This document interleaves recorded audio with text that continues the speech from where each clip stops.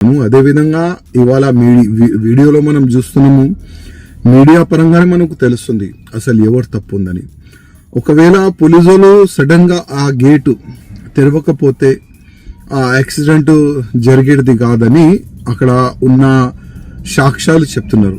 అసలు ఇది వాస్తవమేనా, అసలు ఎవరు తప్పు ఉంది అని కొద్దిగా డీప్ గా ఎంక్వైరీ చేయాలని నేను మా నాయుడు ముఖ్యమంత్రి గారికి రిక్వెస్ట్ చేస్తున్నాను. అదేవిధంగా 6 చనిపోయినారు, వాళ్ళకి ఫైనాన్షియల్ గా టీటీడీ చైర్మన్ గారు అదేవిధంగా ముఖ్యమంత్రి గారు వాళ్ళకి ఒక 10 lakhs రూపీస్ కానీ వాళ్ళ ఫ్యామిలీ మెంబర్స్కి ఫైనాన్షియల్గా సపోర్ట్ చేయాలని నేను రిక్వెస్ట్ చేస్తున్నాను. అదేవిధంగా చాలా మంది ఇంజ్యూర్డ్ అయినారు కదా, వాళ్ళు కూడా ఫైనాన్షియల్గా సపోర్ట్ చేయాలని నేను ముఖ్యమంత్రి గారికి రిక్వెస్ట్ చేస్తున్నాను. అదేవిధంగా ముందు ఇట్లాంటి యాక్సిడెంట్ జరగకూడదు, దానిపైన కూడా ఒక మంచిగా ప్లానింగ్ చేయాలి.